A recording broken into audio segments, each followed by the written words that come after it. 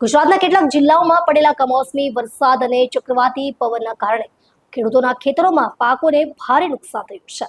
આ પરિસ્થિતિને ધ્યાનમાં લઈને ઓલપાડ વિસ્તારના ધારાસભ્ય શ્રી મુકેશભાઈ પટેલે રાજ્યના મુખ્યમંત્રી શ્રી ભૂપેન્દ્રભાઈ પટેલને એક પત્ર લખી વળતરની માંગ કરી છે। ગુજરાતમાં પડેલા કમોસમી વરસાદને લઈ ખેડૂતોને ભારે નુકસાન થયું છે, ત્યારે ઓલપાડના ધારાસભ્યએ મુખ્યમંત્રીને પત્ર લખી ખેડૂતોને થયેલ નુકસાનીનું વળતર આપવા માંગ કરી હતી।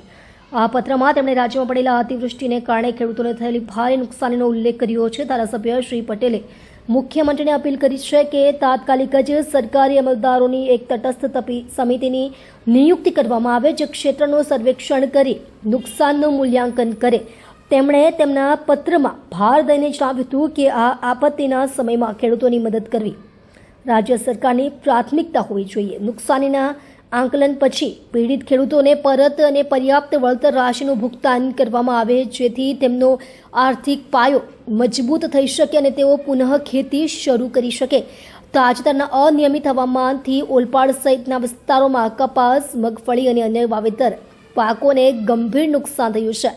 ખેડૂતો સમુદાય નુકસાનથી વ્યથિત છે અને સરકારી મદદની રાહ જોઈ રહ્યો છે। ધારાસભ્યના આ પગલાને સ્થાનિક ખેડૂત સંઘો અને કિસાન નેતાઓએ સકારાત્મક પ્રતિભાવ આપ્યો છે। તેમનું માનવું છે કે આ માંગથી સરકારનું ધ્યાન આ સમસ્યા તરફ આકર્ષાશે અને ખેડૂતોને ઝડપથી રાહત મળશે।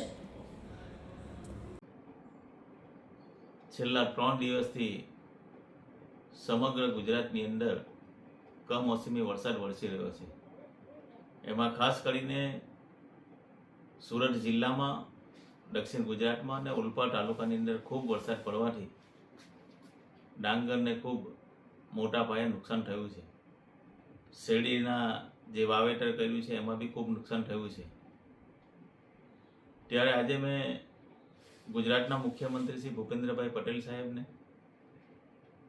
ગુજરાતના કેબિનેટ મંત્રી શ્રી જીતુભાઈ વાઘાણી સાહેબને પત્ર લખીને ખેડૂતને વળતર આપવા માટે મેં રજૂઆત કરી છે અને ભૂપેન્દ્રભાઈ પટેલ સાહેબે તમામ મંત્રીશ્રીઓને આ વિસ્તારની અંદર જે નુકસાન થયું છે એનો સર્વે કરવા માટે પણ સૂચના આપી દીધી છે।